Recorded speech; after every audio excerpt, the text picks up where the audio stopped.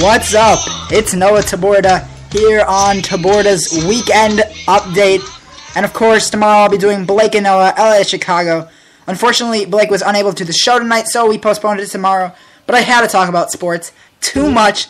Bama versus Auburn, all of that. We'll talk in deeper coverage tomorrow on Blake and Noah, LA Chicago. But for right now, I'll just go over some of the stuff. And I'm here with my 9-year-old cousin, Matan Bloom. How you doing, Matan? I'm good. What's up? And so we're going to be talking about the Packers and all of that, because we are both Packers fans, so that makes it 3 Packers fans you will now hear from on national sports. And we're going to start off in the NFL. A couple of games that just went final. Denver, in their second game against KC, much tighter than the first time, but they pulled away in the second half, making it 35-21. And the Chiefs made it interesting, getting into the red zone against the Broncos, but they were unable to capitalize. The big news in this one, Eric Decker catches 4 touchdowns. Now, if you own him in fantasy football, you are definitely very happy. And, Matan, we both watched the game. What did you think about the Broncos and the Chiefs today? Well, I think the Broncos put it up a good game. I think the Chiefs, they were doing very well in the first couple of quarters, but then the Broncos started pulling away with some TDs with Eric Decker. Yeah, and you look at the first quarter, and they went up 7-0. Their defense just plays phenomenal.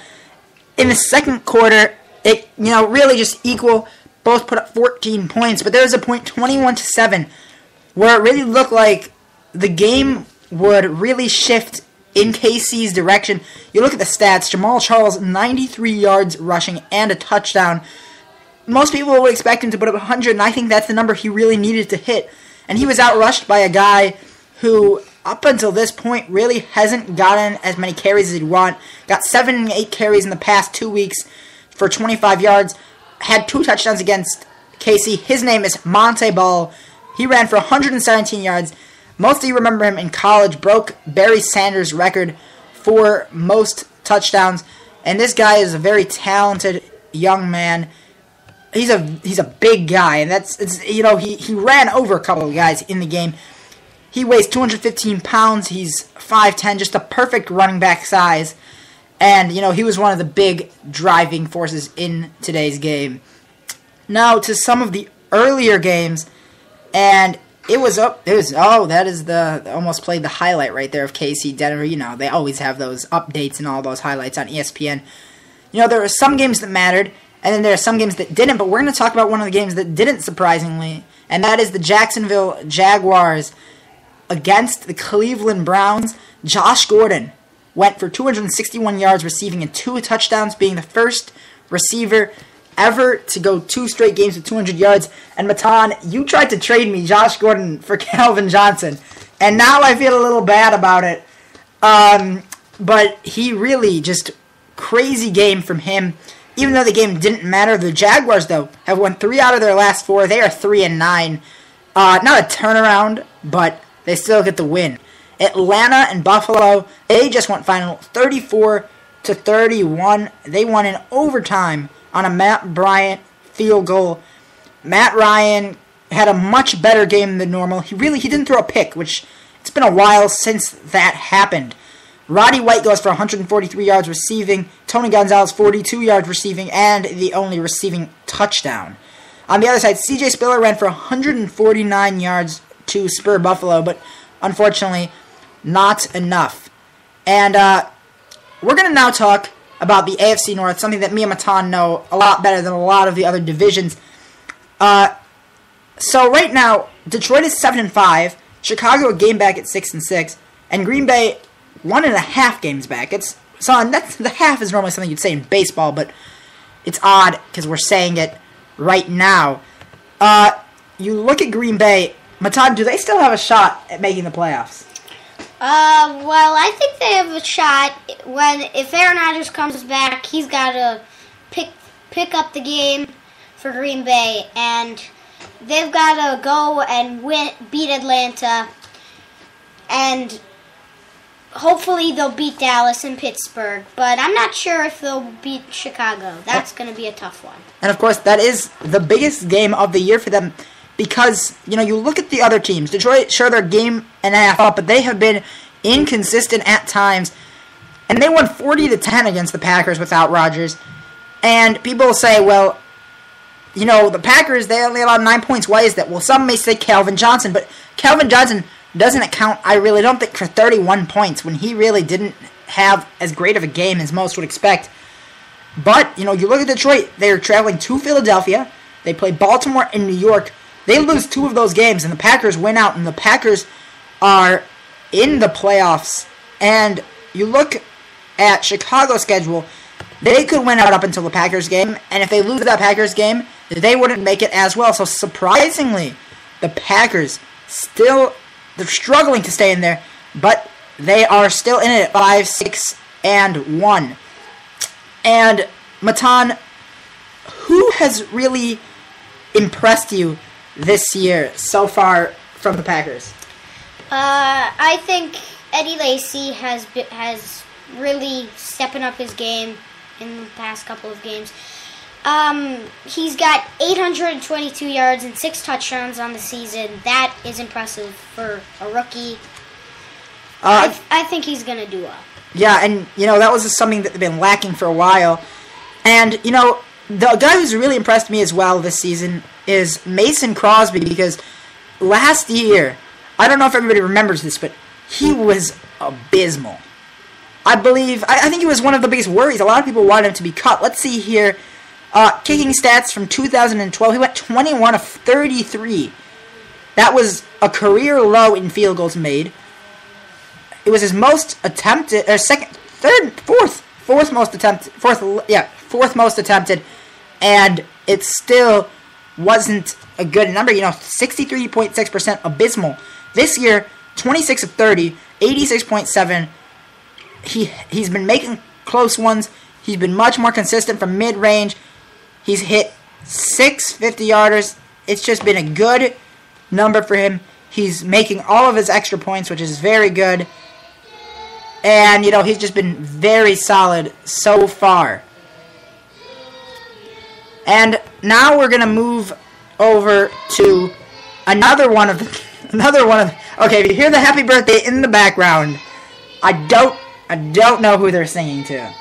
But they are singing to somebody. Okay. Happy birthday to everybody out there who's your birthday. Just because of that, we are doing sports birthdays now. I'm gonna look it up right now for all of you. Just because of the happy birthday in the background. Let's go. No, not sports birthday party. Nobody. I don't want a sports birthday party. Actually, no, I wouldn't mind that, I guess. Sports birthdays. Okay, this is awkward silence right here. There we go. JockBio.com, best source. Okay, so happy birthday to Reggie Sanders, Larry Walker, Walt Aston, and Art Howe in baseball. Basketball, nothing much going on. In football, Steve Walsh, Charlie Bachman, Badgrow. Ugh, hard name to pronounce. And I just want to pronounce his name. I don't know who this guy is. Vezvolod Bobrov. He played hockey. His last name is Bobrov. Okay, and that is about it. There doesn't seem to be many birthdays on Sundays. People just don't like to be born on Sundays. I don't know why. That's just how it is. But now to the next tight division. Philadelphia, Dallas are really up there. And Matan, for you, how has Philadelphia gone from being such a weak team that really was unable to win games to a team that in the past 4 games has been unbeatable? What player do you look at that's really changed it for you? I think Nick Foles, the Eagles Q. I think he's done. I think he's stepping up his game the last couple of games. But I think he's a little struggled in these past couple of games. 3 touchdowns with Arizona. That's okay. I think Michael Vick is not as good, but that's just my opinion. That's a bold statement, and I guess Chip Kelly, he mirrors your statement. He said that Nick Foles will be the starter for the rest of the year. And, you know, he has been very good. Of course, there's a lot for him to improve on.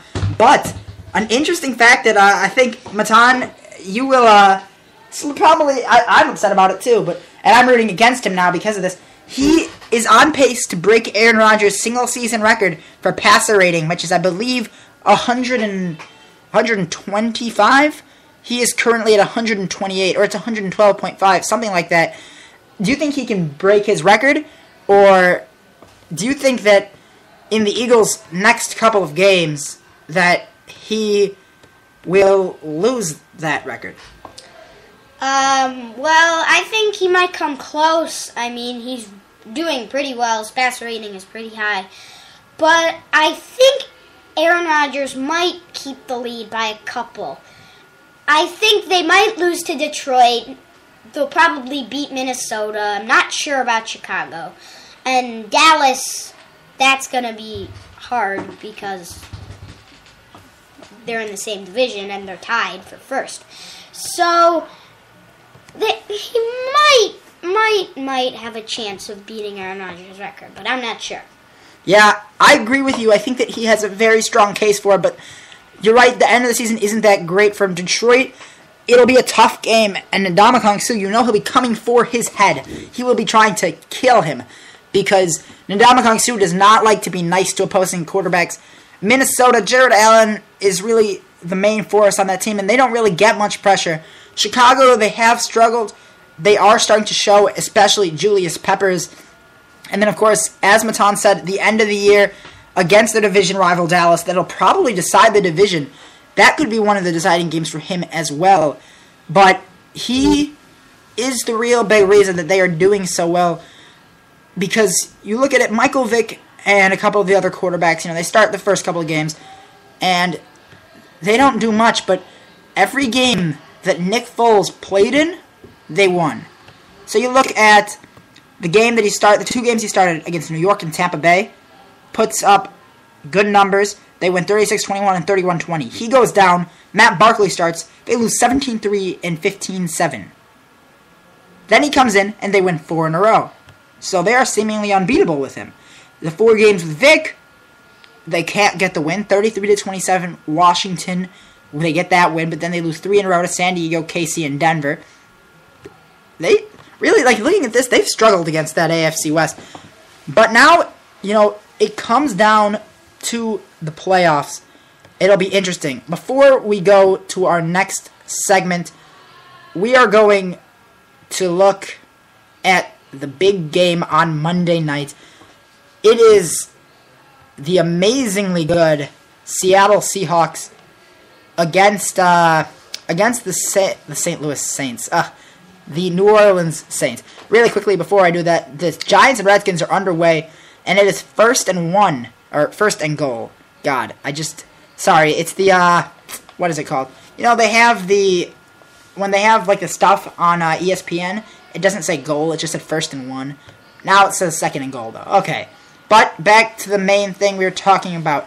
Saints, Seahawks, that'll be Monday night, and the Saints right now, 9-2. They have played amazing. Seahawks 10-1, only loss coming against the Colts. And the Seahawks have been really good.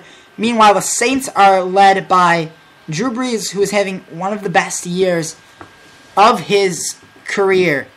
And Matan, who do you think is going to win this game on Monday night, which could be a defining game in the NFC race for the number 1 seed? Well, I think it's going to be a close game. I think Drew Brees and Russell Wilson will both put up very, very good numbers. I think that the Seahawks will come off with the win, but I think the Saints will come very, very close to winning. Yeah, I agree with you, actually. I'm going to go with the Seahawks here. I think the Saints are a good team, but it's in Seattle. It's always loud, and beast mode is always there. Marshawn Lynch has the ability to run over players. The key matchup, though, for me, is the Seahawks' star-filled secondary against Drew Brees and Jimmy Graham. Of course, Jimmy Graham, the best tight end in the NFL. You can make a case for Rob Gronkowski, but you look at how Jimmy Graham has played this year, and he has been unstoppable. Sure, he's slowed down a bit in the past few games. You look at his numbers right now. The first couple of games he plays, 100 yards, 100 yards, 100, lots of 100s in there. He has been amazing. 11 touchdowns as well. And that really starts to raise the question, is he better than Rob Gronkowski? Is he going to have as good of a year as what Rob Gronkowski had last year? So, he's got the 900 yards, he's got 11 touchdowns. So let us take a look at what Rob Gronkowski's stats look like from last year. So, you look at him. Last year, he put up 790 yards, or a 2011 year, 1,327 yards and 17 touchdowns. So he has a 6-touchdown lead, as well as 400 yards. So, you look at Jimmy Graham right now. The 6-touchdown lead, Jimmy Graham, he'll catch about a touchdown a game. So, he has 4 games to go, or 5 games to go. I think he will tie it. I think he'll break that record. I think he's going to break the touchdown mark. Yards, he has 5 games for 400, and he is averaging 3, 6, 9, 10. He's averaging a little bit under 100 yards. I think that he will come very close. I think he's going to miss the yard mark, though. But I think that this will be up there for possibly the greatest year as a tight end. And now we are already 17 minutes into it now. So we're going to shift over to college football. And, of course, we're going to do it because my favorite team, Ohio State, should be number 2 in the polls right now. And they have released the top 25, I believe, BCS. I am not sure yet. No, they have released the AP so far. Florida State won. Ohio State ekes out the second place. And Auburn in it, too. What really angers me, Auburn gets more first-place votes. I don't care. If Auburn had finished second by a little bit, that's fine. But don't give them second-place votes over Florida State. And now Ohio State is very, very close to a national championship. All they have to do is beat Michigan State. But my question for you, Matan, is who should be number 2? The undefeated Ohio State Buckeyes? Or should it be the one-loss Auburn team that stunned Alabama on that 100-yard field goal return? I think that Ohio State, because Ohio State has, they've got a really good wide receiver core. They've got a pretty good defense. They've got an amazing Q, and they're 12-0. And Auburn is 11-1. So I think that Ohio State should, It should be number 2, yeah. It should be number 2. So the only thing I disagree with here is their defense. I think they're going to have to tighten that up. But I think that they have a potential to be a good defense. Urban Meyer can be a good defensive coach. And the real guy that really has impressed me for Ohio State is Carlos Hyde. He should be in the Heisman talk, actually. Not close to number 1, maybe a top 5. And if he hadn't been suspended, definitely number 2, actually, in my opinion. But Auburn has played great. I'm not going to deny it, but people, you're getting way too hyped over this game. You saw this year, they lost to LSU. It was a bad game. They did not play well. They barely got by Texas A&M in the end. They won on a Hail Mary to Georgia. And now they got to beat Missouri. It's going to be really tough for them. And I agree with Ohio State being right up there. I'm going to see if they've released the BCS poll yet, because they did say it's a 7:30 release time. So I am not sure if they're going to have it. They haven't released it yet. Really quickly, because I know the Redskins were very close, so they at least got a field goal or a touchdown. They were on the 1-yard line. So yes, it was a touchdown. Alfred Morris got the touchdown. He's on my fantasy team. Thank God. Whew. Thank God. That's helping me get the win. I need this win. If I get this win, I am into the playoffs. So it is close. And, yep, Florida State and Ohio State 1-2 in the BCS standings. Ohio State does get that number 2 spot. And if they win against... Oh, they have 300% margin also, which is a pretty decent amount. That's enough. That's given them some breathing room. So as long as they can beat Michigan State and Florida State beats Duke like they both should, we will have Florida State, Ohio State, which sets up great debates between me and Blake for who is going to win that game. You look at the two Vizio National Championship projections. Mark Schlabach, I'm not going to pronounce his name right, Schlabla, has Auburn in there, so I'm not going to ignore his. But Brad Edwards, of course, has Florida State and Ohio State, which I agree with. Of course, if Ohio State doesn't make it, he doesn't even have them going to the Ohio State going to the Rose Bowl. Yeah, I think he has them losing to Michigan State. What are you? I don't know what to say. I'm upset. He has them going to the Orange Bowl. I'm hurt by Mark Schlabla's ones. They just make me angry. I don't like him anymore. I won't take any of his picks seriously. Meanwhile, and we're gonna dive into some soccer right here. We're gonna go into soccer. The World Cup is set, and this Friday will be the draw. So the question now that everybody has in their mind is who is the favorites for the World Cup? And it's a tough one this year. There's a lot of good teams. You can look at Colombia. You can look at Brazil. You can look at a lot of these really good teams. So my question for you, Matan, is who are some of your number one teams? Well, I think Spain is going to make it. Colombia, Germany. I think England might make it. They all made it. So there's a lot of teams that will do very well in the World Cup. I also think Brazil will go pretty far. But I think Brazil might not make it to the finals. I think Spain will go really, really far. As you know, they won the last World Cup. So, who's your favorite? Who do you think comes in as the pre-World Cup favorite? I think Colombia is the pre-World Cup favorite. I mean, they did a lot with Falcao. I mean, they got really, really far. They won a lot of games. I think they'll go very far. Bold prediction from Matan, having Colombia as the favorite, and I really want them to win, of course. I am a Colombia fan as well. I say right now, though, that Germany is the best team. My power rankings go like this. Germany, Argentina, and Colombia tied. Spain, Spain, and then Brazil. Spain, they've been struggling of late. They lost to South Africa, but Germany hasn't lost. They have given me no reason not to have them at number one. But as Matan said, Falcao has been helping them out so much. They beat Belgium, who is one of a lot of people's dark horse favorites. And, of course, they tied Netherlands, and all of that with a 42-year-old goalie. So, pretty impressive stuff. And so, it'll be interesting for the rest of the World Cup. Really, I'm going to see what the rest of the BCS standings are, because I've only looked at the top 5. So, the Week 15 BCS rankings are as follows. Coming in at number 25, Texas. 24, Texas A&M. 23, Fresno State, dropping after their first loss. Georgia into the BCS as well. Wisconsin at 21. Duke, 20. In order, we're going to go 19 through 10, just list them off. Louisville, UCLA, Oklahoma, UCF, LSU.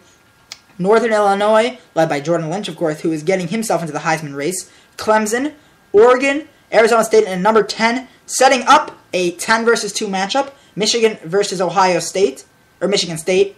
9, Baylor. 8, South Carolina. Stanford is 7th. 6th is Oklahoma State. And now a 5 versus 3 matchup. Missouri versus Auburn, which will be a very good matchup. Alabama is 4th, as I just said. Auburn 3rd. And, of course, Ohio State 2nd. And Florida State is in 1st. So now, before we go, we'll do a quick little talk on the NBA. And because we are both from Chicago, we are going to be talking about the Central Division. This is led by Cleveland it's led by Indiana, but there's Chicago and Cleveland in here. And I'm going to talk about Chicago, then I'll let Matan talk a little bit about Cleveland. But the Bulls, they've been hit by the injury bug. Lost Derrick Rose, lost Jimmy Butler, lost all of these very, very, very important players. And, you know, it's going to be tough for the rest of the year with them. Luol Deng could be traded soon. It's just Joakim Noah. He always seems to get injured. It's really tough, and they are coming off against Matan's favorite team. So, you know, I used to be a Cavaliers fan. That's how he became a fan of them. He lost to Matan's favorite team, the Cleveland Cavaliers, by 4, where Andrew Bynum had his first really good game. You know, he's come back from injury, one of the big signings, and this may turn their year around. You look at his past couple of games, and you think, okay, so he's not doing anything amazing, but, you know, he's giving them solid minutes off the bench, you know, or starting occasionally. He put up 16 points against San Antonio and 6 rebounds, but this game, 20 points, 5 blocks, 3 assists, 10 rebounds. Just a phenomenal game. And even though Cleveland is 5-12, do you think that this roster of the Cleveland Cavaliers, you know, with Kyrie, with Drew Bynum, Matan, has enough to possibly get into the playoffs?